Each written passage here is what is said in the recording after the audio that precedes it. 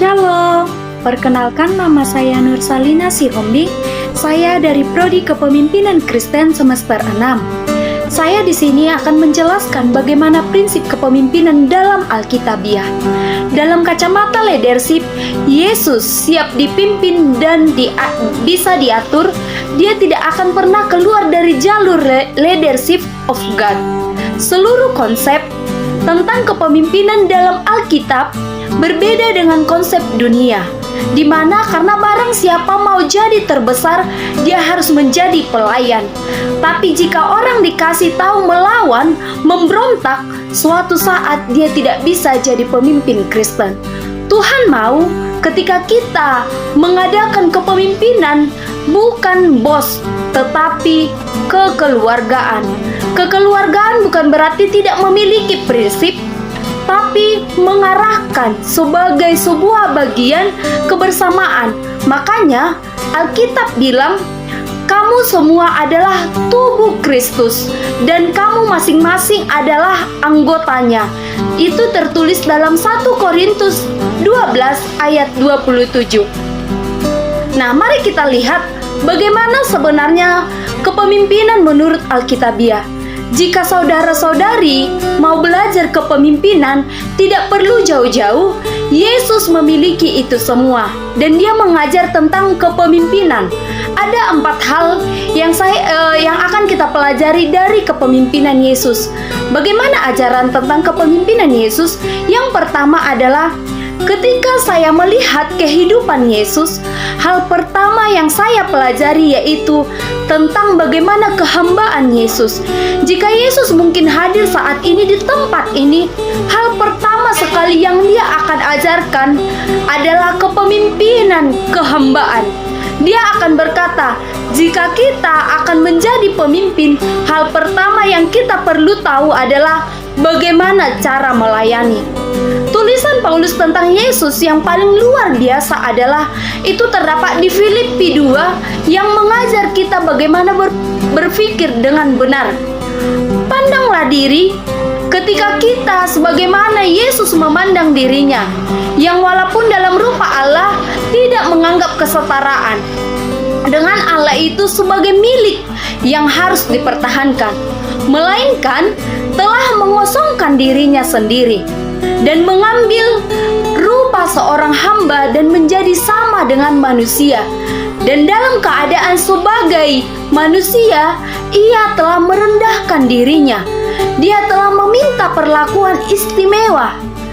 Dia tidak meminta perlakuan istimewa, tapi hidup yang rendah hati dan taat, dan Dia hidup taat dan taat sampai mati. Bahkan sampai mati di kayu salib. Jika kita membaca dan mengikuti ayat-ayat ini, kita menyadari bahwa mau berserah kepada kehendak Bapa. Yesus mau melepaskan semua hak-hak istimewa dan posisi surgawi. Dia mau datang ke bumi untuk hidup bersama kita dan melayani kita. Itulah makanya Yesus mau ke bumi untuk hidup bersama-sama dengan kita dan melayani kita. Itulah makanya Yesus mau mengajak kita ke pemimpinan, dimulai dari kehambaan. Apabila kita mau menyelamatkan hidup kita, kita harus kehilangan kehidupan kita untuk menjadi pertama. Kita harus siap menjadi yang terakhir. Jika kita mau berkuasa, kita harus melayani. Sebuah piramida yang diajarkan dalam kepemimpinan oleh John Maxwell, yaitu semakin tinggi kita di piramida, di organisasi, di gereja, semakin tinggi kita di pemerintahan. Semakin tinggi jabatan kita, maka semakin sedikit pilihan kita saat kita berada di puncak. Membawa orang lain ke puncak lebih memuaskan daripada sampai di sana seorang diri. Jika engkau mau jadi pemimpin, engkau perlu tahu engkau di sini untuk menambah nilai-nilai dalam pelayanan. Seorang pemimpin selalu membawa orang-orang bersama mereka, karena mereka menyadari betapa pentingnya hati sebagai hamba. Dalam Alkitab, kita melihat kepemimpinan Yesus yang menghamba. Dia duduk bersama-sama dengan murid-muridnya dan mengambil sebuah wadah, mengisinya dengan air, dan ia membasuh kaki murid-muridnya. Pemimpin yang merasa aman bisa membasuh kaki pengikutnya. Yang kedua yang perlu kita tahu dari kacamata kepemimpinan menurut Alkitabiah adalah pusatkan pikiran pada hal-hal yang utama, dan pemimpin terbaik adalah pendengar yang baik. Seorang pemimpin harus meluangkan waktunya bersama mereka. Rahasia kesuksesan kita ditentukan oleh jadwal kegiatan. Sehari-hari kita apa yang bisa kita lakukan. Setiap hari membantu kita akan mencelakakan kita. Rahasia kesuksesan saudara ditentukan apa yang Anda lakukan hari ini. Orang yang sukses mengambil keputusan di awal. Kehidupan mereka akan mengelola keputusan itu dalam seterus hidup mereka. Maka kencangkan sabuk pengaman Anda. Banyak pemimpin yang tidak membuat resolusi di tahun yang akan datang. Yang perlu kamu kelola tiap hari jika engkau mau hidupmu berubah, yaitu momen penentuan yang akan terjadi di masa yang akan mendatang. Ada beberapa yang perlu kita terapkan, yaitu yang pertama dari sikap. Hari ini saya akan memilih untuk menunjukkan sikap yang benar. Yang kedua, prioritas. Harus berkata kita, hari ini saya akan menentukan dan melakukan hal-hal yang prioritas. Yang ketiga adalah kesehatan. Hari ini saya akan mengikuti petunjuk kesehatan. Yang keempat, utamakan keluarga. Hari ini saya akan berkomunikasi dan menyayangi keluarga saya. Tanpa Anda mengasihi dan menyayangi keluarga Anda tidak dapat berbuat apa-apa dan Anda tidak jadi apa-apa. Yang kelima adalah bagaimana pemikiran Anda. Hari ini saya akan melatih dan mengembangkan pemikiran yang baik. Isilah pikiran kita ini dengan positive thinking, bukan negative thinking. Yang keenam adalah bagaimana kita berkomitmen. Hari ini saya akan menepati dan membuat komitmen yang benar. Itu harus. Yang ketujuh adalah bagaimana kita memanajemen keuangan kita. Hari ini saya akan menghasilkan dan mengelola keuangan dengan benar. Yang kedelapan yaitu bagaimana keyakinan kita, bagaimana kita mempercayai Yesus Kristus, bagaimana kita membangun relasi dengan Allah. Dan hari ini saya akan mendalamkan iman saya. Yang kesembilan adalah bagaimana hubungan Anda dengan lingkungan sekitar, dengan orang-orang di sekitar Anda, maka Anda akan berkata, saya akan memulai dan berinvestasi kepada hubungan yang kuat. Yang ke-11 adalah bagaimana kemurahan hati Anda.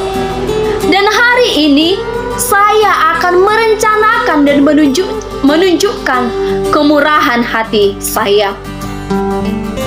Yang ke-12 adalah bagaimana nilai hari ini. Saya akan menerima dan menerapkan nilai-nilai yang baik. Yang selanjutnya adalah bagaimana pertumbuhan kita dalam setiap proses itu. Dan hari ini saya akan mencari disiplin ini. Dan suatu hari nanti saya akan lihat hasil berlipat-lipat ganda dari hari yang dihidupi dengan baik. Itu adalah beberapa roster, beberapa tingkat-tingkat yang perlu kita tingkatkan menjadi seorang pemimpin Kristen yang baik.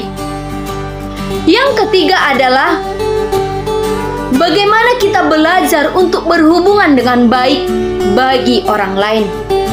Dalam khotbah di bukit, begitu banyak waktu yang dipusatkan hanya kepada bergabung baik dengan orang lain.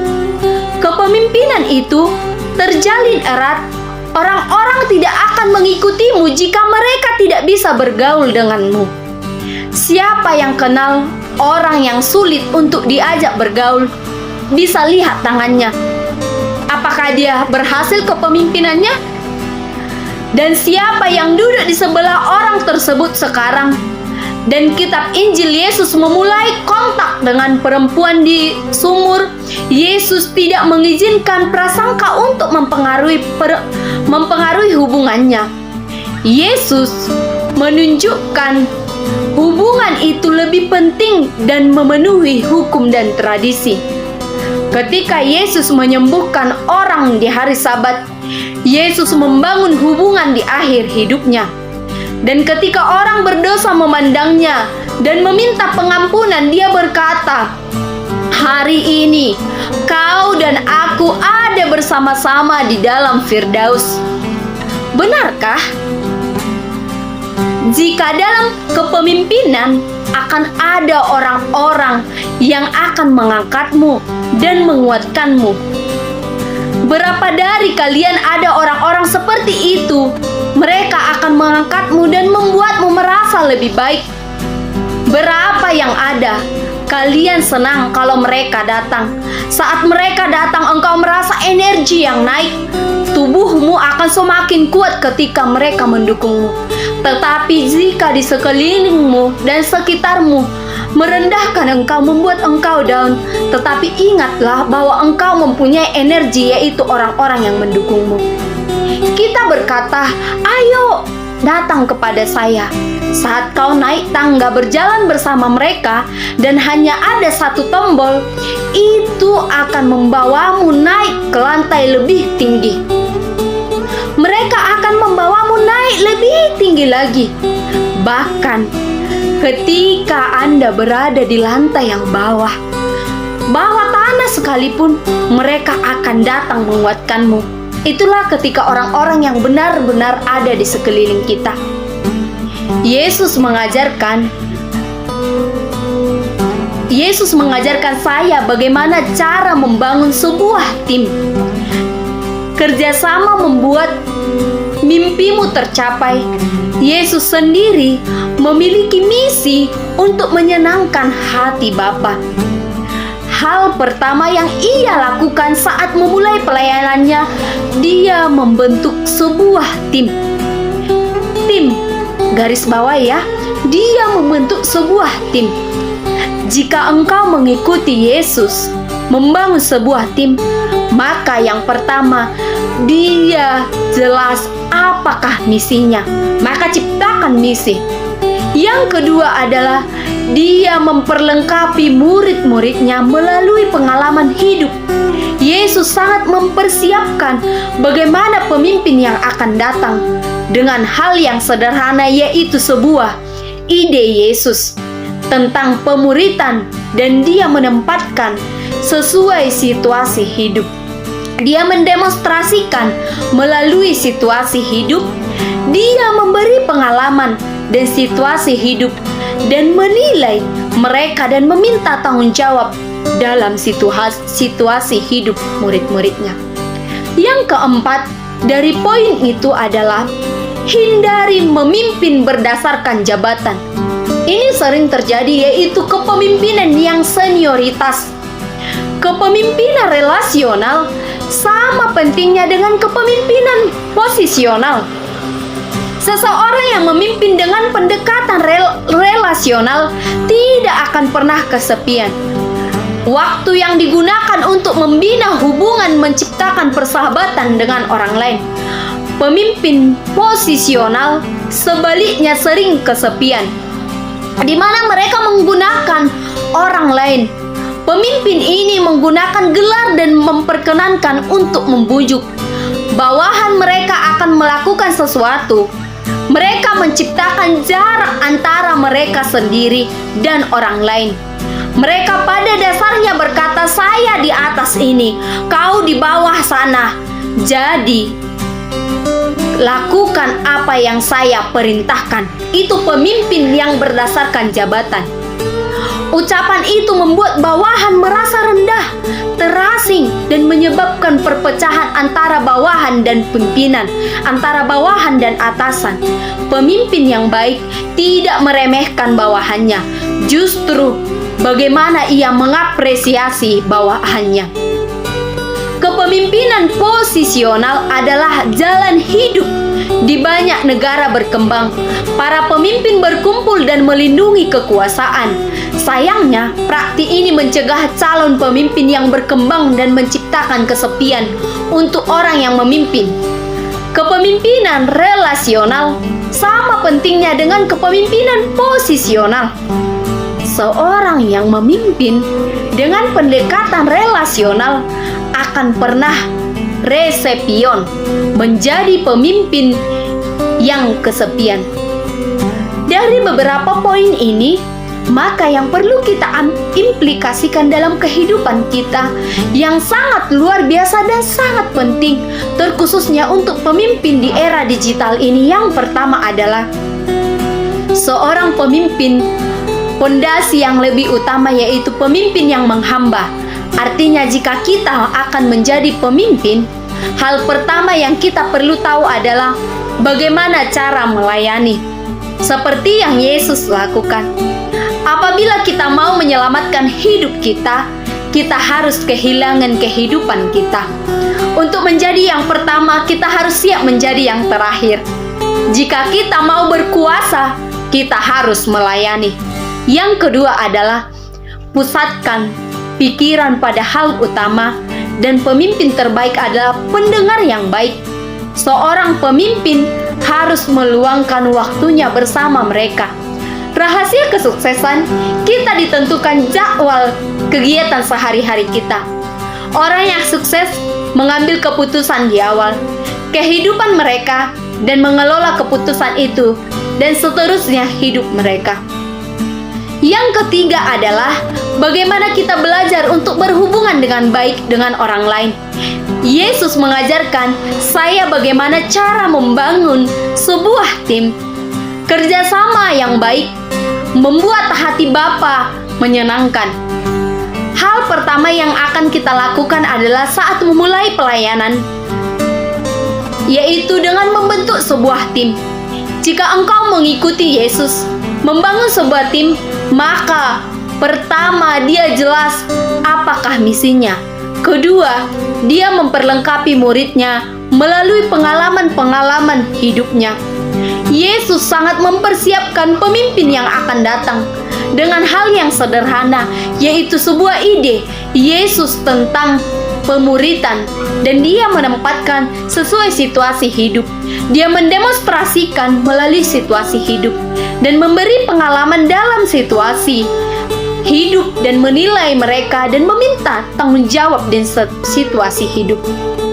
Saudari-saudara, yang menjadi penutup dari kepemimpinan menurut Alkitabiah adalah seorang pemimpin Kristen harus memiliki kapasitas, prestasi, atau kemampuan, tanggung jawab, partisipasi terhadap bawahan.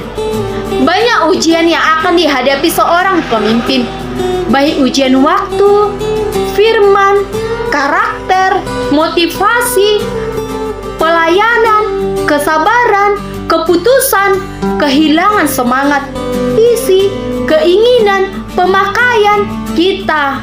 Namun, jika kita percaya kepada Tuhan Yesus dan mencitrakan kepemimpinan yang menghamba, maka semuanya dapat kita lalui. Jatuh bangun bagi seorang pemimpin itu hal yang wajar. Tapi putus asa, jarang ada orang-orang yang mendukungmu. Seorang pemimpin itu harus tanggap terhadap zaman. Baik, sekian dan terima kasih dari penjelasan saya mengenai seorang kepemimpinan menurut bingkai Alkitabiah. Shalom.